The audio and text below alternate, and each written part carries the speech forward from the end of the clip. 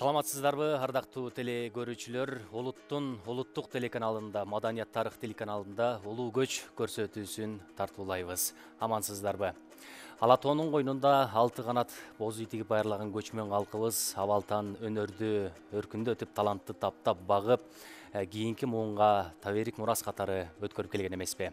Дүйнөдөн не деген залкарлар өтсө дагы бүгүнкү күнгө чейин алардын ысымы тарыхка ташка тамга баскандай жазылып калды. Анткени алардын аз жашаса дагы саз жашаган өмүрү, өнөрү, артында калтырган ырлары, комузу, күүсү албетте алардын экинчи өмүрүн улап келет эмеспи.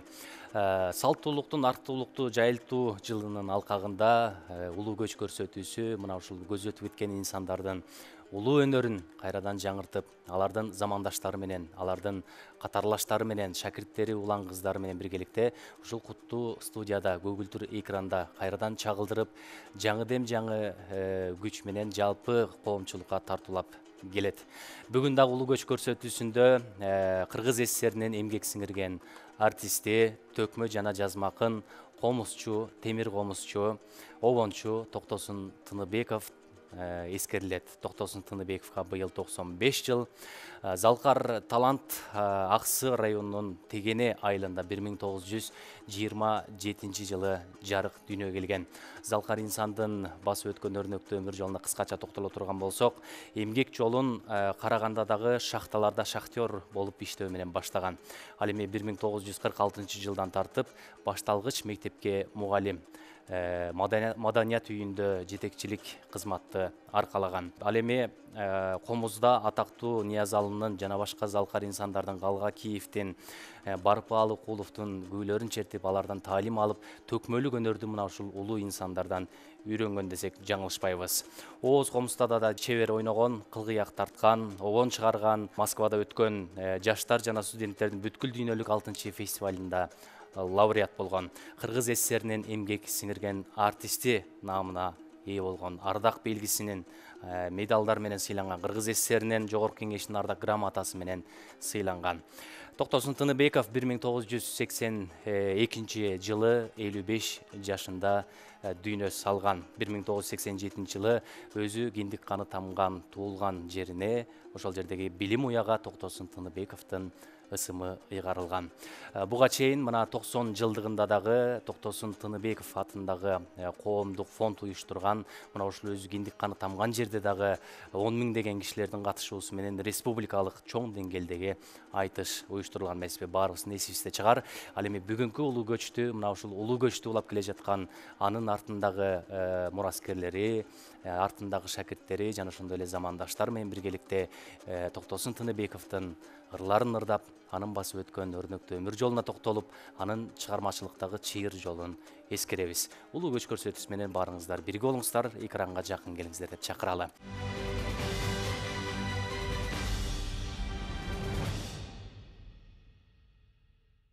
Улуу көчтүн куттуу төрүнөн орун алган биздин кадырлуу коноктор менен жакындан тааныштырайын. Токтосун Тыныбеков атындагы коомдук фонддун төрагасы, Кыргыз Республикасынын эмгек сиңирген артисти, төкмө акын Шекербек Адылов мейманыбыз. Кутмандуу күнүңүз менен. Жана ошондой эле Токтогул Сатылганов атындагы Кыргыз улуттук филармониянын жана Кыргыз улуттук Манас театрынын төкмө акыны, Кыргыз эл акыны Амантай Кутманалиев төрүбүздүн коногу. Кош келипсиздер бүгүнкү эфирибизге. Улуу көч деп атайт тургандай эле, мына ушул улуу көчтү кимдер гана улаган эмес, улуулардан келген сөздү, улуулардан келген өнөрдү улаган мына сиздер сыяктуу, сиздерден кийинки муун сыяктуу өнөр адамдары келе жатат. Бүгүн дагы мына ушул жерде отурган замандаштарыңыздар менен биргеликте залкар талант Кыргыз СССРинин эмгек сиңирген артисти Токтосун Тыныбековду эскерип өтөлү. Анын өмүр жолун, анын чыгармачылыгын айталы. Бүгүнкү эфир мына ушул инсанга арналат. Сөздү Амантай ага сизден баштасак. Рахмат. Эми тоо булбулу деп Токтогул Сатылганды айтабыз. Бирок тарыхыбызда эски өткөн учурларды байкап көрсөк, мына бир тарыхтын катмарларында өзгөчө өзүнүн талантынын кенендиги менен, көп кырдуулугу менен, баягы орусча айтканда универсалдуулугу менен кайсы аспапты болсо да ушул бир сайратып ичи дейт. Kандай аспап колуна тийсе чертип ийген бул өзү феноменалдык талант да. Анан а кишини жана Ооз комусту дагы баягы кыздар келиндер чертет эмеспи. А киши биринчи жолу өзү ошол ансамбль түзүп ошону элге жайылткан адам экен. Эми жазуучулугу өзүнчө.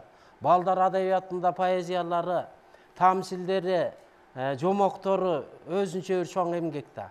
Алымкул Үсөнбаевдин катчысы болгон экен. Азыркыча айтканда секретарь. Анан жаш кезинен эле карабайсың, ал дагы автобиографиясы өтө бай. Биздики баланчасы төрөлгөн, анан түкүнчө конкурска катышканда баланча жерге барып, деп эле анан майдаланып кетет эмеспи. Бул кишиники өтө терең, шахтада да иштеген, кара жумушта да иштеген. Бул киши жөнүндө жана казактын белгилүү жазуучусу жакында бир сиз айтып жүрөсүзбү? Жапары Өмүрбек деген роман жазыптыр. Чоң белгилүү жазуучу, ал эми бир катардагы көрүнбөгөн жазуучу эмес.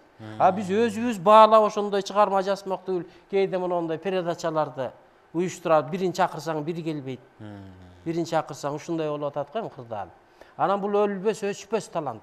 Мен филармонияга келгенде 86-жылы. Ошондо көз өткөнүнө 3-4 жыл эле болуптур. Бирок эми кээде бир кишилер көз өткөндөн 1 жылдан кийин эле айтылбай калат да, баягы эми өлгөн өзүн шору дегендей.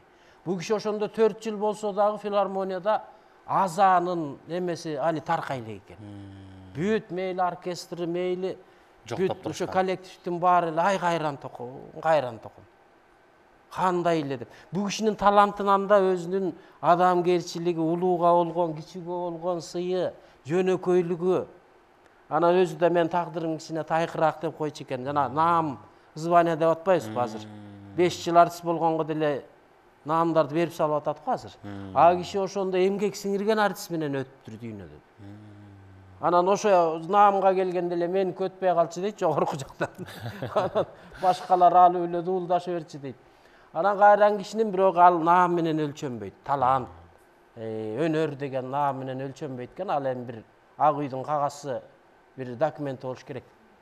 Анан бул кишинин өлбөс өчпөздү. Бир эле мөлмөлүмдө эле айтчы, башканы койбой. Канча таланттын жүрөк шыгын ойготуп, ал кече экран устан түшпөй, Казакка чейин, Орто Азияга чейин жаңырып аткан оңго.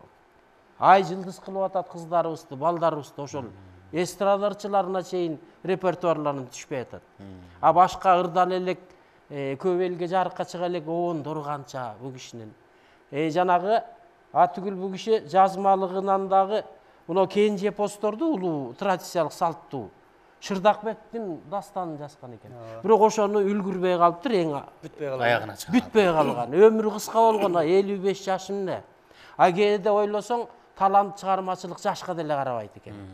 Кээ бирөө баягы ошондой аз жашаса дагы саз жашап, элде улуу мурастары калган ушул Токтосун Тыныбеков деп айтабыз. Мына Токтосун Тыныбековго быйыл 95 жыл болуп атат. Чыгармачылыктагы чыйырын, өнөрдөгү өзгөчөлүгүн баса белгилүү айтып атасыздар. Баягы көзүн көрбөй калсаңыздар дагы сиздер өткөргөн ортодо алтын мунар болгон устаттарыңыздардан уккан сөздү айтып, бүгүн мына ушул жерде анын ырын ырдап, оонун ырдап, Токтосун Тыныбековдун өмүр чыгармачылыгына токтололу деп турабыз. Анан жогоруда сиздер айткандай мөлмөлүм ыры, мөлмөлүм ыры баягы Барпаалык Куловдуку деп жалпы журтчулук билет. Бирок бул ырдын сөзүн Барпаалык Кулов деп билет. Анан Токтосун Тыныбековдук экенин дагы баса белгилеп ушул улуу көчтө Кылычбек Бекишев агабыз аткарып берсин. Кыргыз Республикасынын президентинин ардак грамотасынын ээси, Токтогул Сатылганов атындагы Кыргыз улуттук филармониянын, Алымкул Үсөнбаев атындагы мамлекеттик эл шайырлар тобунун солисти.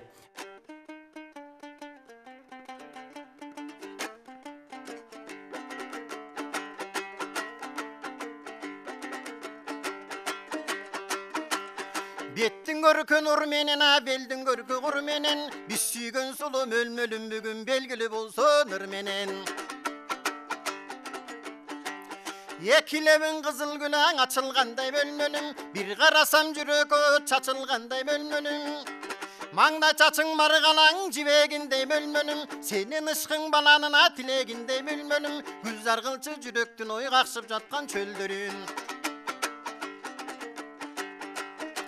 Озуңдағың от түсті іш күріштің ғынап тізгендей, жақын келсең болбой бұңа жат екен деп сезгенбей, қайталбай сырдың өтін бүй пайтын тап кез келбей.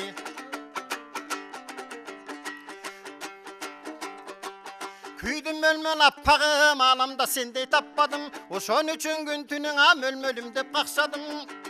Işkızı güçtü jaştıktın ıksız jaka çaçpagın. Başımdı tartuğunamına malı jok dep kaçpagın. Çınıga kuygan balbon soň çımınday agam alınsam. Çıgalbay jatıp oşondo çın özüňe bagınsam. Çıgarıp koysoň borurup çıragın bolup jagınsam. Altor olup boynuňa akmarjan bolup tagılsam. Jagna tüptö bezgegen, jaşlan kolun gezgegen. Janaşa bütkön almaňdan ey biröbüm bir dep janınsam. Muğar belen önümdüň, alar belen tilimdi. Sorutor belen baladaya sanarkap jürgen dilimdi. Betme düşsö jamalyň, aşyklyk otgo janamyn. Borker bolsoň golda bola bozdap jürgen balamyn. Halkymyňa jaraşkan ayday bolup jark etken. Ak bermet takkan tamagyň, bozulandy kakşatkan. Bolor bir bolbos baş bakkan, senin bödüne tumşok mamagyň. Aydap mal berbey, ayrır köştün ar berbey. Sürüp mal berbey, sürür köştün ar berbey. Tartuğulsam başımdın, alar belen bölmönüm. Aşıqlıqa bir dabaňa tabar belen bölmönüm. Cemal berbeyim özüm beret dep, ölbösö kimge gerek dep, çanar belen bölmönüm. Bereyin desem malım jok, mal tavuğan alım jok. Gideyliktin dartınan sırtım jalın içim jok. Mangdayga жазган ушулго чеч албадым мен ойлоп, миң азапка кайылмын. Көрүнүп койсоң бир жолуң эй булуттан чыккан айга окшоп. Көрүнүп койсоң болбойбуң эй булуттан чыккан айга окшоп.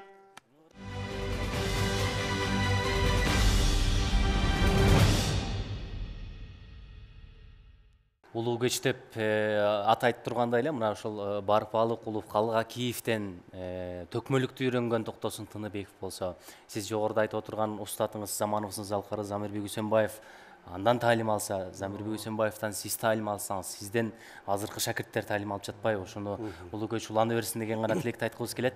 Эми Шекербек ага, сизге суроо бергим келип турат. Атайын фонд түзгөнсүздөр, Токтосун Тыныбековдун чыгармачылыгын өнүктүрүүдө, анын аты унутта калбашка, көмүскөдө калбашка атайын баягы салым кошуп иш жүргүзүп келе жатасыздар. Анын бир далили ошол 90 жашында дагы бир чоң республикалык айтыш өттү. Фонд тууралуу айтыңыз, атабыз тууралуу айтыңыз, жердеши катары айтыңыз. Ооба, Токтосун атаны мен өзүм көрбөй калдым. Мен да көрбөй калдым да. Бирок мен ал кишини менин устаттарым деген китебин ошол бир 2-3 класста башта окугам. Аралашып кетесиң ошол Корголдун аңгемеси, калык менен жүргөн Алымкул жөнүндө деп, барпыга учурашканы деп. Анан ошондон кийин мындай мен да ойлоп калдым да, ошол атанын таасири тийди окшойт. А кишинин көзү өтүп кетсе да ошо китеби аркылуу болду окшойт деген ниетте. Бул киши жөнүндө сөз кыла берсек абдан көп. Өзү ата энесинен жаш калып, жетим өссө дагы эми жашынан нар жагынан дээринен эле тың экен да. Ошол кезде эле апасынан ооз комузду үйрөнүп калган экен. Анча мынча ошол Ниязалы Борошулуу мына күйүнүн атасы деп, а кишинин күүлөрүн ошол бала жаш кезинде бир көрүп калган экен. Адан үйрөнүп калган жайы бар, жакын ошол бир айылдаш. Андан кийин бул киши маданият үйүндө ошол айылда иштеп жүргөндө Калыгата барып калат экен, Калгаки. А киши кырдап учурашкандан кийин айтып турбайбы, мен Салморбек деген балам бар, ошого шерик кылып алайын деп ээрчитип келип, баласындай баптап, барчынгучтай таптап дейт. Ошол үйүндө жүрүп, үйлөнтүп, кадимкидей өз баласындай казан аягын дегендей бөлүп берип чыгарган экен да Калыгакын. Анда Барпы акынга учурашып урдаган өзгөчө. Коргол акын менен эми ата баладай эле ээрчишип жүргөн экен.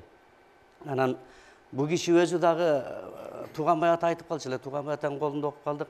Мен Жалал Абадта жүргөндө, ой, сенин жолуң башка жакта деп мени биринчи жолу чакырганда барбай койдум дейт. Эми ал жакта жогору жакта анча-мынча басынып калбайын деп келбей койдум эле дейт.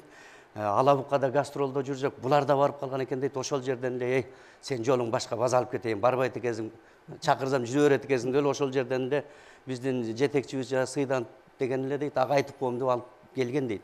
Келип ошол Токтосун атанын үйүндө жүргөм деп Туганбай ата да эскерет. Мына Россия кинотеатрынын бет маңдайында 2 кабаттуу үй болгон экен. 2 комнат үй экен, үй 2 комнат дейт. Ошол жерде үйүндө жүрүп, бул киши дагы а кишини үйлөп, кадимкидей баласындай будак үйлөп чыгарган экен да Туганбай атаны. Анан ал убакта Ош областы эле болчу да, бир эле Ош областы түштүк боюнча. Анан мен Оштомун дегендин баары эле үйүнө келип, үйү кадимкидей эле жатакана, гостиница болгон экен да, мындайча айтканда. Ошол жерде эле балдары кыздары айтат, мен биздин үйдөн эч ким кетпечи дейт. Анан 2 комнат дейт, батпай калганда биз столдун түбүнө кирип жатчыбыз дейт. Качан кетет, качан келет билбейм дейт. Баары эле студенттер ошонун үйүндө. Анан келе бергиле деп койчу дейт, келе бергиле, жата бергиле деп. Ушунчалык бул адамгерчилик эми өзүнчө бир айта туруп сөз кыла турган нерсе да. Өнөр жагы мынакей Амантай ака айтты, өнөр пост жагы эми анын ичинде эми мандалинди Келдебек ага айтат, бир жолу дейт, көлдө жүрсөк бирөө мандалин кармап эле мандалинди ойноп атат дейт ушундай. Манасты дагы жанагы Жапар Өмүрбеков деген казактын жазуучусу жазган, ошону биз 17-жылы 90 жылдыгында котортуп кыргызчага. Анан чыгарганбыз китеп кылып. Ошондо айтып атат, казак жазуучусу айтканда мындай да, биз дейт Карагандыда согуш учуру дейт. Анан ар бир каскан көмүрүбүз душманга ок болуп тийсин, каскылап алдар деп дейт. Өзү деле жаш бала дейт. Казып эмгек планын толтуруп, анан бул кишини Токтосунду бригадир кылып коюшкан дейт. Бригадирликке жетип атат дейт. Андан кийин өзү казактын жеринде жүрүп дейт. Ошондо деле колунда берекеси бар экен дейт. Кайра бизди чакырат дейт. Үйгө келгеле мен кыргыз 5 бармагын жасап берем дейт. Кайра аларды багып атат дейт. Өзү Казакстанда жүрүп. Бир казак апанын үйүндө жүрчү эле дейт. Биз үйүнө барабыз дейт. Токоңдун поселкасы деп койчубуз дейт. Токоң шаарчасы деп атат. Мына эми ошондой, ошол жакта ошентип адамгерчилиги менен кандай бийиктикке жетип атат. Ошондо дейт Манасты айтчу экен. Манас айтып берчү эле деп ошо китепте бар да. Анан бир жолдошу көз өтүп кетип дейт. Домбураны да ойноп атат дейт. Домбураны алып кечке ошол жерде ырдап акча чогултуп, жолдошун көмгөн деп атпайбы? Сөгүн. Мына бул деген эми бул өтө чоң адамгерчилик да. Анан ошол 17-жылы 90 жылдыгын биз кичи мекенинде өткөрдүк айылда. Ошол 10 миңден ашык эл эми 1 майга карата деп баягы илгерки 1 май деген керемет, аксынындагы керемет ушул жакшы жерин, коозун акындар мактап, даңктап ырдаса экен. Токтосун атабызды ушундай даңктаса экен деп уюштуруп, Амантай өзү баш болуп барган. Ошол мезгилде биз 17-жылы 1000 нускада жанагы аудио, видео дискин чыгарганбыз. Өзүнүн аткарган ырларын, өзүнүн аткаруусунда ырларын. Ошондой эле аз калыптыр эми мындай видео түрүндө аткаргандар аз калыптыр архивдечи. Төккөн ырлары жок экен.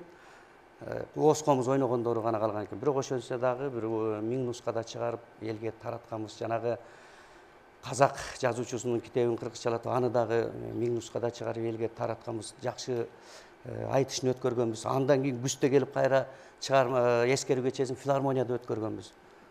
Ошол мезгилден арадан 5 жыл өтүп кеттир. Эң алгач мына сиздер баштап атасыздар.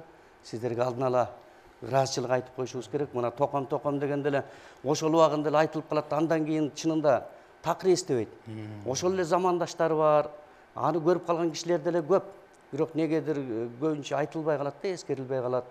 Келдибек байке айтып калат көбүнчө мына током жөнүндө. Андан кийин чындыгында көп эскерилбей келатат. Мындай талантты эми 4 аягы төп жорго деп атпайбызбы? Бул киши эскерилбесе, Токтогул Сатылгановду деле көргөн эмес да көптөр. Жеңи жокту көргөн эмес. Анан айтсаң эле Токтосунду көрбөй калбадыкпы деши берет. Эми көрбөгөн менен китеби бар, өнөрү бар да. Ошол аркылуу деле эстеп турса жакшы болот эле дейм. Туура айтасыз Шекербек ага.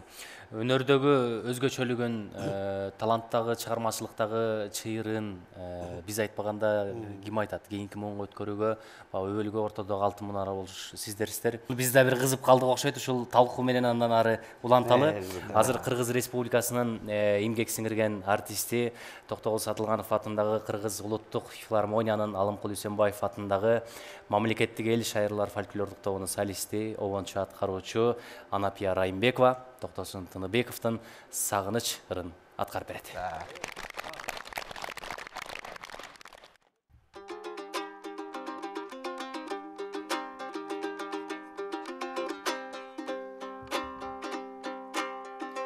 Күнүгө ойлоп сагынып, күтөмүн сени заргып, караның көзгө көрүнөт,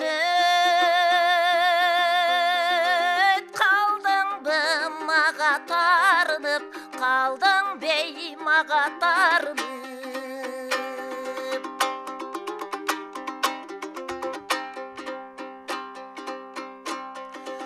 тамаша бүткөн қиялың, тартамын сенде убайым, табылып жаштындар сей,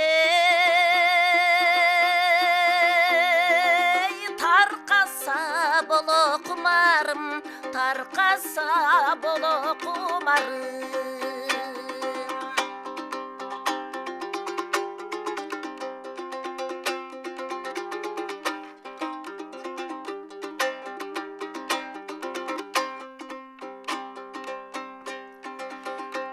Ермекке қарап сүрөттү, ескеріп ечен күн өттү.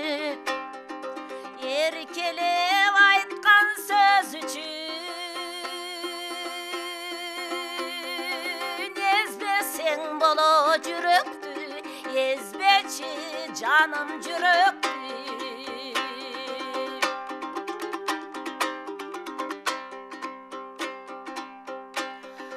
Жаш кезде кетет жаңылыш, жарабай жаным тарыныч. Жанаша келсең болбойбу, жазылсын күткөн сагыныч, жазылсын ей күткөн сагыныч. Жаныма келсең болбойбу,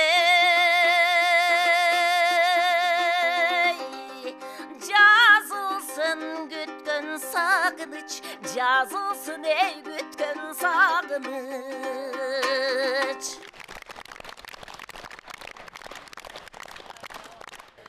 Баракелде дейли, бак чиркиндеп мына жан дүйнөгө жаназы калып отурабыз. Токтосун Тыныбековдун обондору, ушул эле жогоруда мына Кыргыз Республикасынын эмгек сиңирен артист Анапия Райымбеков аткарды. Сагыныч ырын мөлмөл өмүрүн угуп атабыз. Мына Амантай ага, Шекербек ага жогоруда жазмакерлигине да токтолбодукпу? Эми азыр айтышкерлиги тууралуу да сурагым келип атат.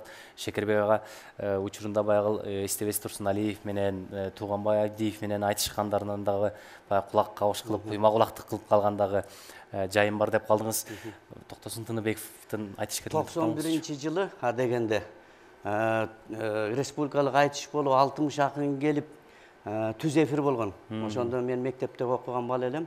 Анан эле бир сап-сары жигит дүңгүрө эле чыкты, Амантай Кутманалиев. Анан биз жаштар улама деп издейсиң да. Шаарга келип анан ушул Амантай экени издеп барып таа учурашып ырдаган бай акындардын жолу менен. Ошондордо зам айтканда, Тууганбай деген акын бар, тутунам десең акың бар, ашыралың асыл бар, аралашар акың бар деп.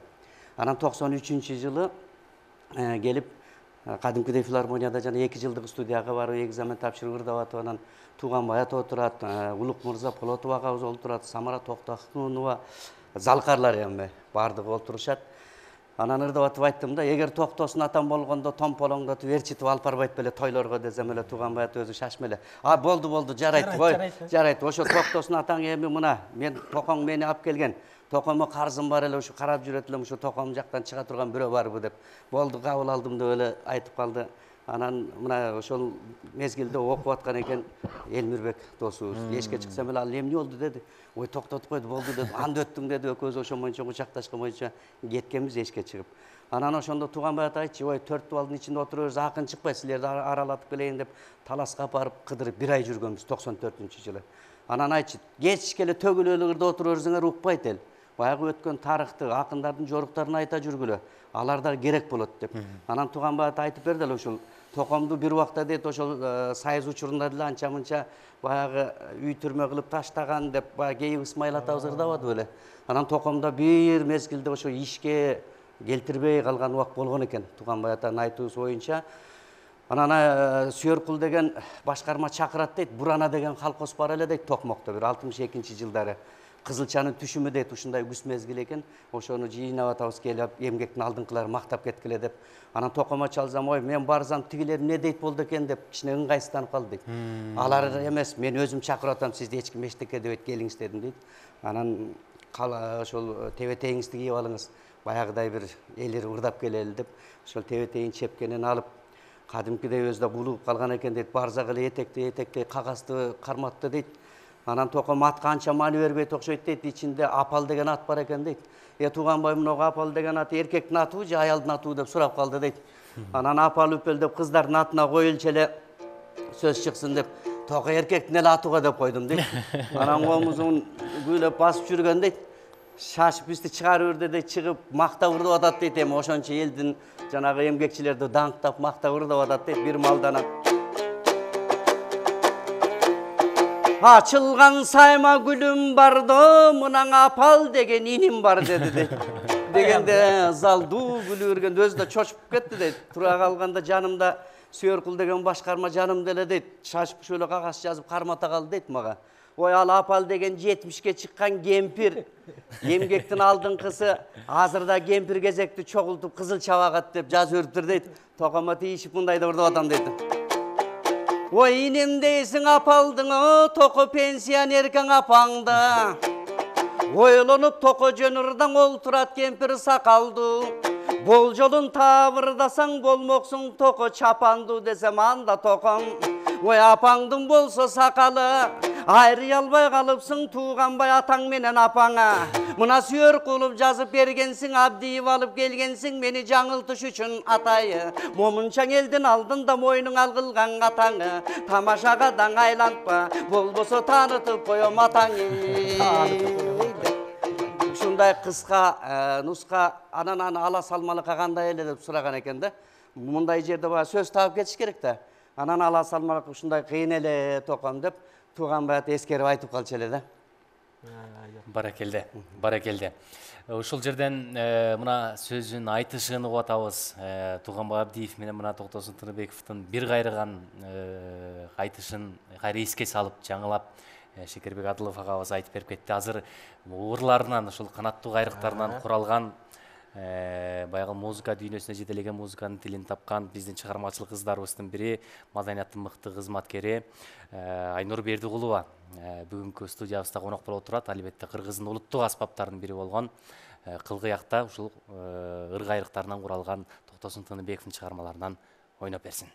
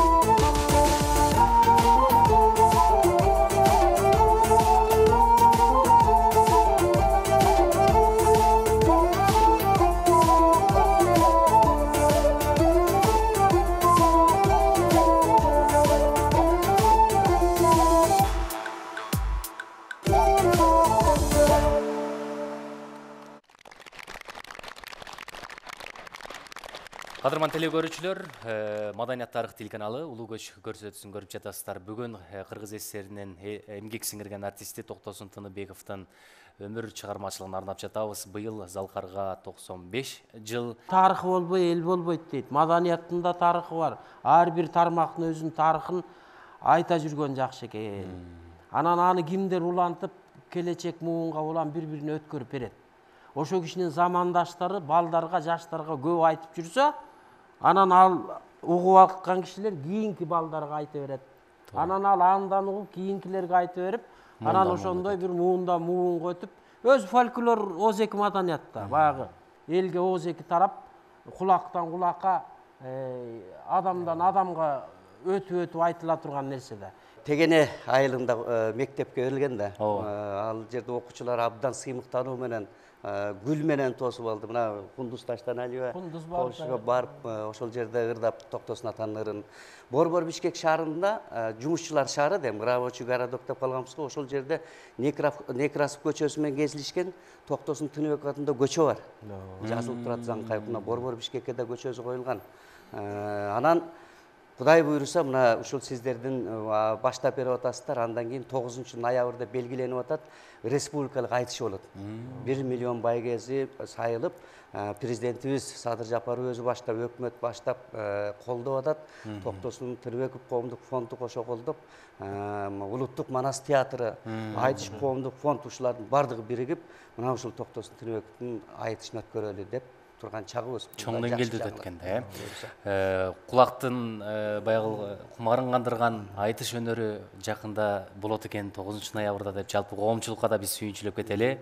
Айтышка суусап калды болуш керек. Мына Токтосун Тыныбековдун 95 жылдыгын урматына бардык тармактан биригип, мына республикалык, эл аралык десек де жаңылышпайбыз, казак туугандардан да чакырастар болуш керек. Эми жакындаганда дагы кабар беребиз. Токтосун Тыныбековдун 95 жылдын урматына айтыш уюштурулат. Азыр Токтосун Тыныбековдун дагы бир обондууруна кезек берели. Гүлжан аталышындагы ыры бар.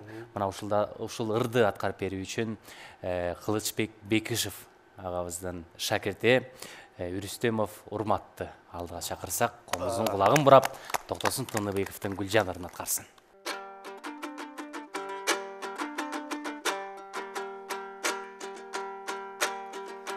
Жайлонун жажылыраңы, жайкалган шибер атуулаңына, аркырап аккан кашкасу, тетигиң ак мөңгү тонуна булагы. Кулупун гана төрдө оттогун, гүлү жандын гана козу.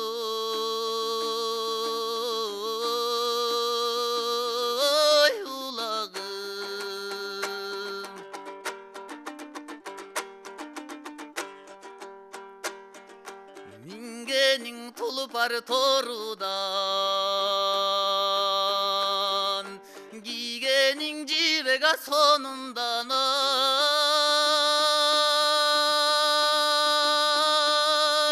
мелегенин жазатпай, дегеле мылтыгы түшпөт ай колунан. Кайтарганын кой эчки, калбанын гана бие.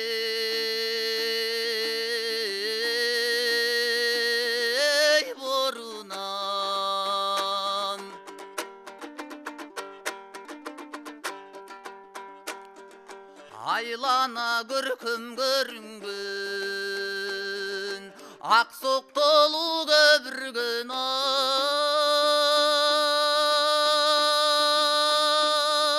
аралатып малдарын, дегеле асылын чөптүн ажедирген. Ала бир толук чабан кыз, ар дайым гана чыкпай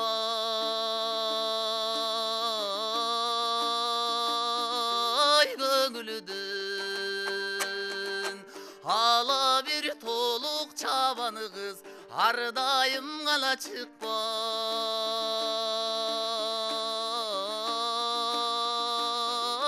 көңүлүдөн.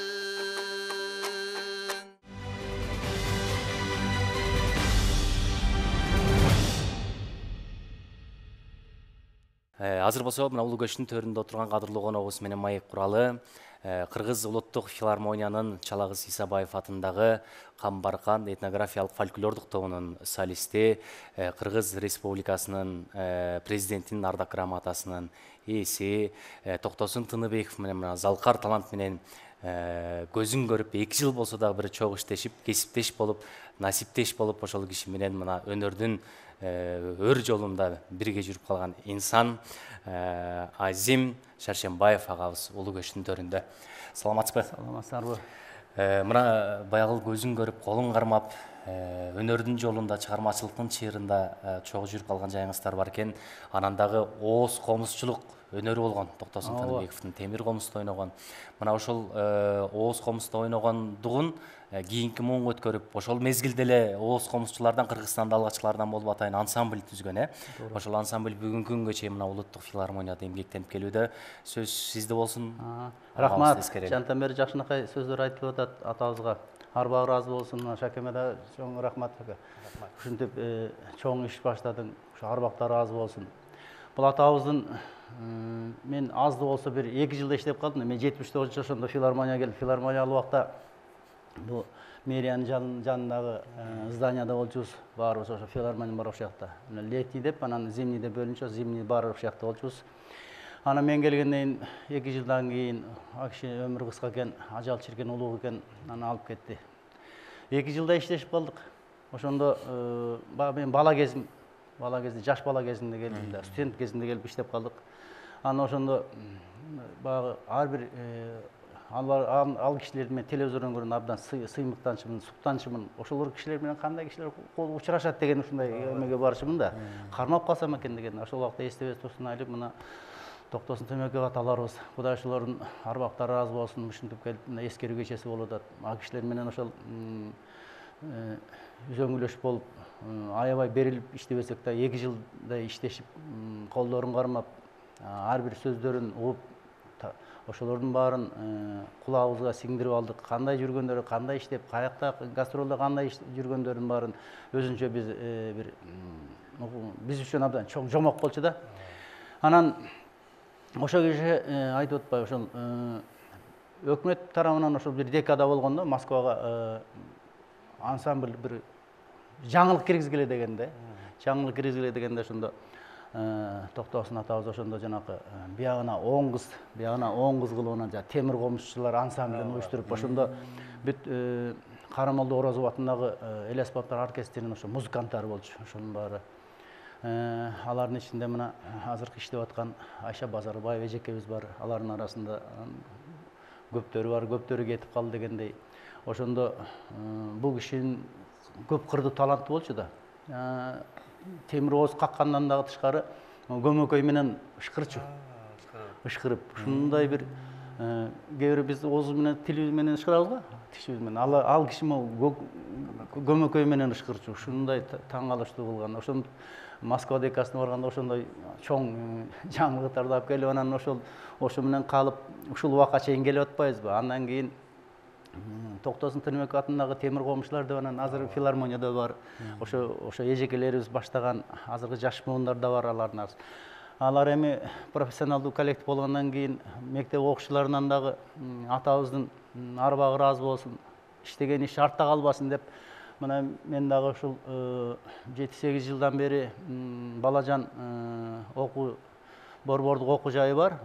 Мектептен тышкары бөлүмдө.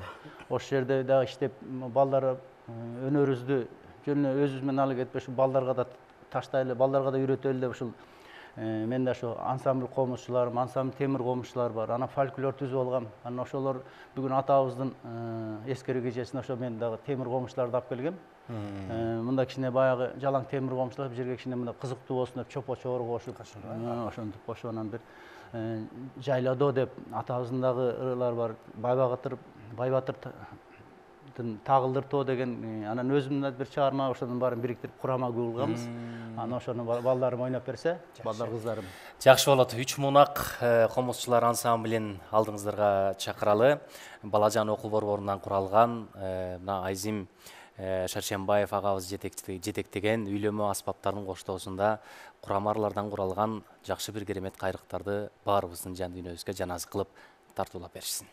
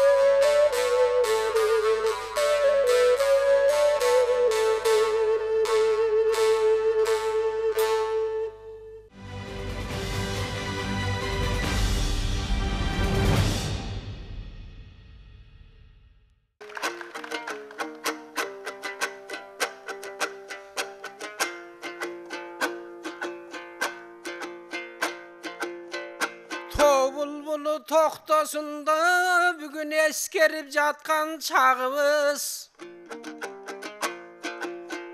Ustadlar aytkan sözlerdin ugup koygula barыңыз. Alardın aytkan sözlerin Azimbayke çınında aytpasak bulut жаңылыш. Ankeni siz almon çoktoy jaş kesten erçip kalgan ekensiz. Toktosundun gүйlerin oşolganday oynop жүрgönün jaş baldargan üyretip. Mınan ötkördün sonun gündörün, bolbosa çet elge çeyin bardыңыз. Çet elge çeyin jayıltıp, aljağı jakşın iş boldu. Alemin ağadan uqqan sözdördün ayta turgan biz boldu. Emi kağılayın şekebiz, zalkarların jönünde biz halkka kızmat etebiz. Ömür degen sanalı al özü ötüp de bir gün getebiz. Bирок uqqandardın uludan aytpay koysak bolabu. Tuğandar atana eskerip bugün koyalı. Taң atkança bolsa da aytılsa bitpey çınında. Toktosun ata jomogu oşo kişin alıp gelgen. Janan oz komuz tuuralı. Büttüynöge jayıltkan bir keste Moskvaga da bargana. Ошондон ансамблин токоңдун орустар кандай кабыл алганы, айтылып жүрөт Кыргызда же сөзүмдүн борбу жалганы. Ушундай таланттарга бай болгон ак калпак кыргыз элимдин жок бекен чынын арманы. Жакшы болот ошо залкардын түбөлүк тарых бетинде дайыма түгөшкүс болуп калганы. Аркы жагын эмес, өзүнүн жердеши да инисе, жене бересинин бириси, кандай болот чекең бир ой, андан ыргезегин алганы.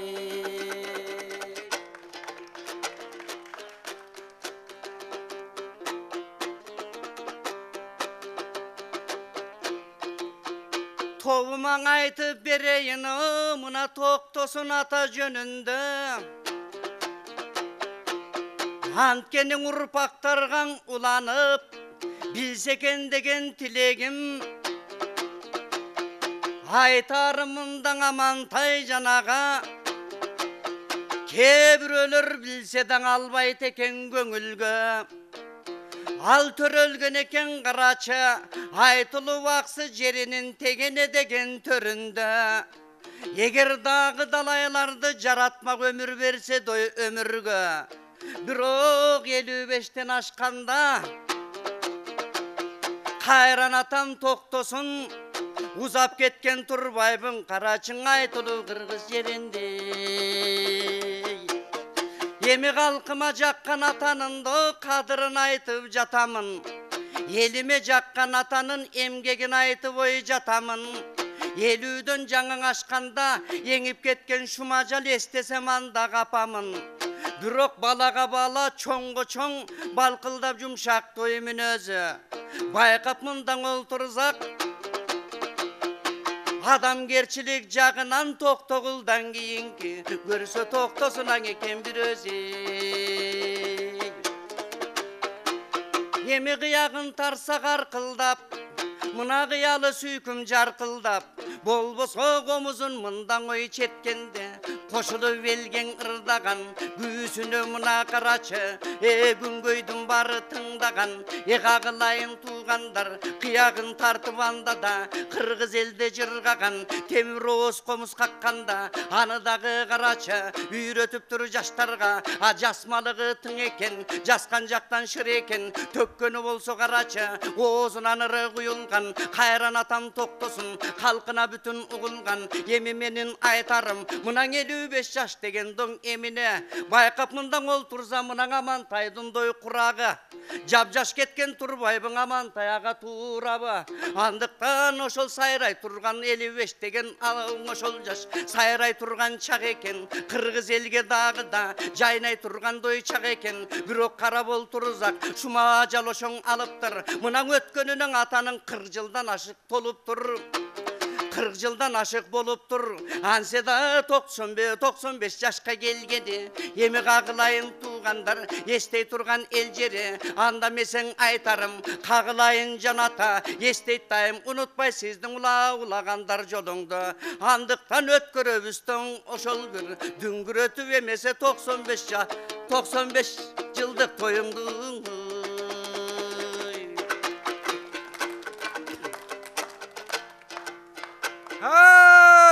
Şekerbegиnim жакшы айттың, айтканда дагы кашка айттың. Токомдун эскерүү жагынан сендей жигиттерди таппасмын. Мына жүгүрдүңүз күн сайын токтосун фондун түскөнүң. Жаман эмес элимден азыр айтылып жатат иштериң. Бүгүн 2 саатка батыра албайбыз ал токтосундун иштерин, болбосо басып өткөн дой издерин. Анседен ичинде биз бар экенбиз, эскерип жаткан карачы артисттерде тиз менен. Мына жалгыз эле билемес, ана пияң эжебиз, аныдан айтып келебиз. Эскерип келген чак экен, мурасын жүргөн жатташып, муундарыңда бар экен, болбосо кылыч досубуз. Адагы келген чак экен, алардын болсун жана сен, болбосо кундуздай болгон сулуунун айтпагандаган этем. Анткенин обондорун бу киши бармактай кестен жаттада, ырларын ырдап тактада, белгилүү мына булар каңалардын ар бир айтып өткөн саптары. Анткенин өлбөй калганың ошолдо токтосундун саптары. Бирок эсимме түштү бир нерсе. Geçe tokoň ötken keste düýneden ökünüp kimder güýbegen oşonda Zamirbek usta tatabys oy mına mintip süýlegen Tolkunda bir daim deçeleme toko 90'ga çıkkan toyunda Jogotu degen suuk söz jok eleň eldin oyunda A görseň ajal bilinbey sizdin aňdyp durupdur jolunda Talantyň elge bilinip tama emgek siňirip Kay jerge balsaň urmatlap sizdi kalk tosup algan süýünüp Kaýgydabys bugün biz kayran tokom joňa Tuygun eleň kuladyň ey oşo tuş kelip ajal oğun Başkaga tardyk kılbagana toko bar bolju sizde teňçilik Özüňden ele tuwasa ösköçüň adam gerçilik Bul ajalylga bayt turan adamdy akyn bije batyrba Ol koygon sizde akyndyň op tartyp jerge jaşyrdy Biro köpçülük kırgız unutbayt oy sizde köp kırdy tökmeň akyndy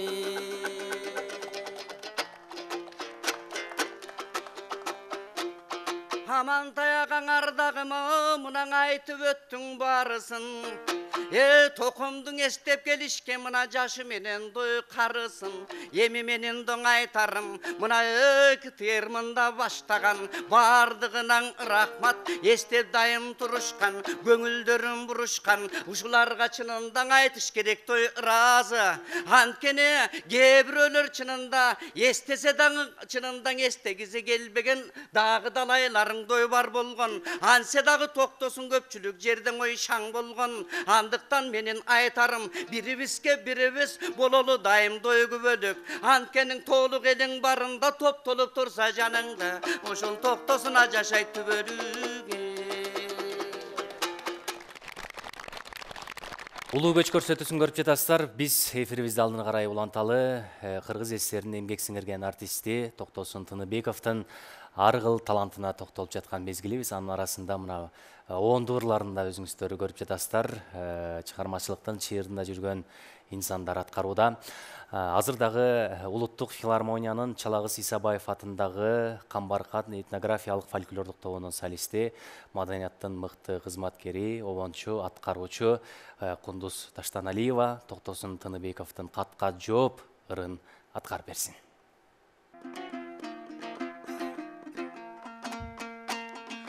Katыңдалдыма чын жүрөктөн айтылган ак кагазга алтын сөздөр жазылган окуп жатып ойго түштү бир элес ошондо мени сыйлагандай чачыңдан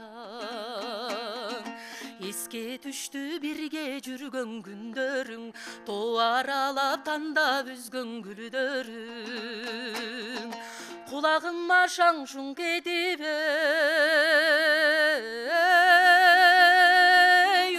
uğulak Göl boyunda göңül açıp Göl boyunda göңül açıp gülgönüm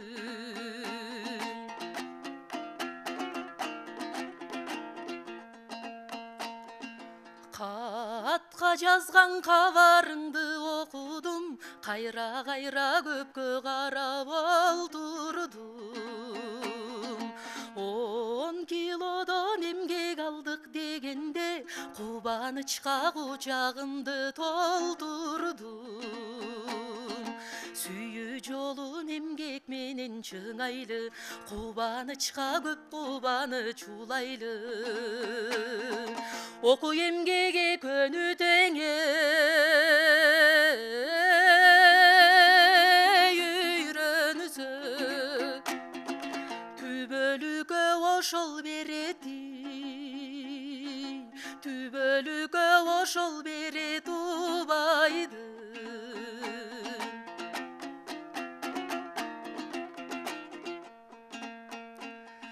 Жаштык деген жайдын ысык күнүндөй Закымданып жаштык өтөт билинбей Бирок дайым жаш кылуучу адамды Оку эмгек солбос өмүр гүлүндөй Senden başka süygönüm yok oylogun. Koş süyüge men dubara bolup oymun. Özüң menen birge ötsöň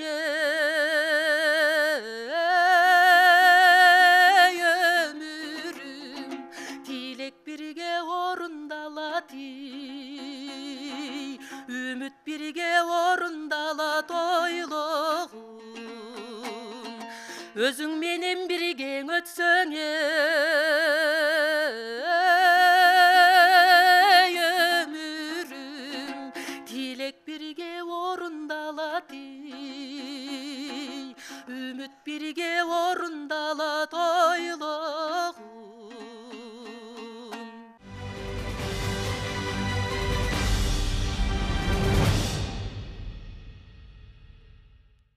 Ардактуу телегөрүүчүлөр, Маданият тарых телеканалы Улуу көч көрсөтүүсү бүгүн Кыргыз СССРинин эмгек сиңирген артисти, комузчу, аргылдуу талант, обончу, төкмө акын Токтосун Тыныбековдун 95 жылдыгынын урматына ушул эфирде арнадык. Мына 21 октябрь Токтосун Тыныбековдун жарык дүйнөгө келген күнү.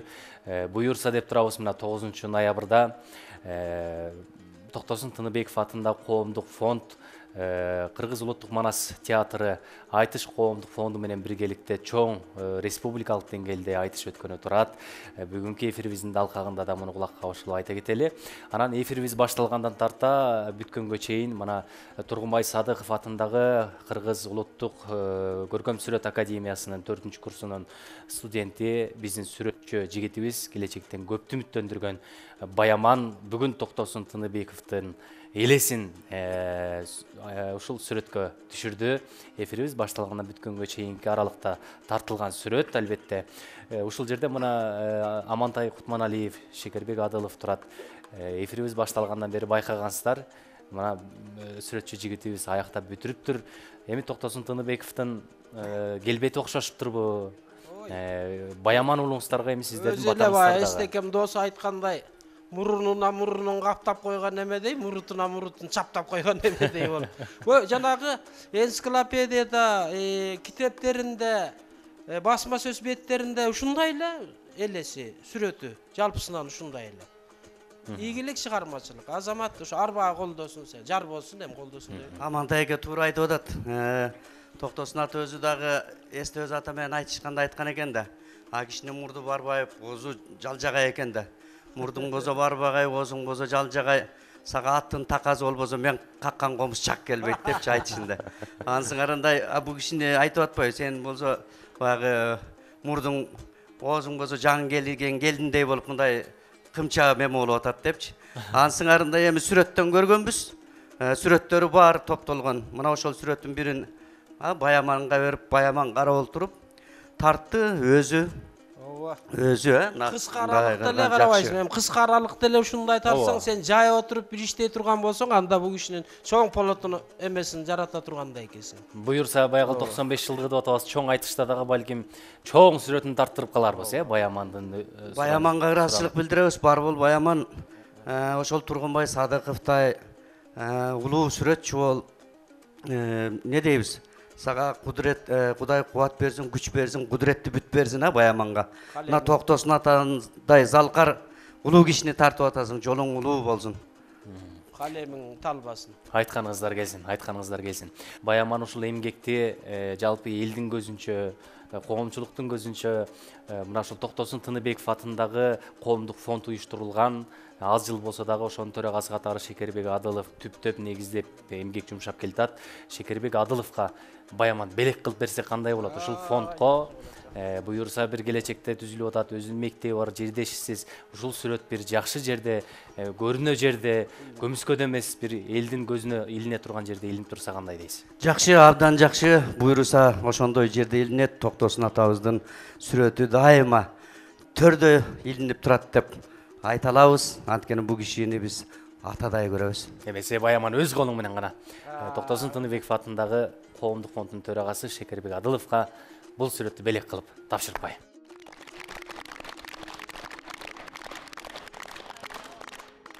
Мына ардактуу телегөрүүчүлөр, Кыргыз СССРинин эмгек сиңирген артисти, аргырдуу таланттын ээси, Кыргыздын белдүү, таланттуу, өнөрлүү инсандардын бири Токтосун Тыныбековдун 95 жылдыгына арналган улуттук телерадио корпорациясында Маданият тарых телеканалында улуу көч көрсөтүүсү дагы өз эфирин жыйынтыктайт. Улуу инсандарды эскере жүрөлү, анткени өткөндөр даңкталмайын тирүүлөр баркталбайт дейт. Биз ар бир учурда, ар бир мезгилде өнөр адамдарын, улуу инсандарды барктап, даңктап алалы, ал эми көз өткөндөрдүн кылган ишин, артында калтырган обондорун, чыгармаларын кийинки муунга өткөрүүгө биз өбөлгө түсүп, ортого алтын мунара түзүп берели.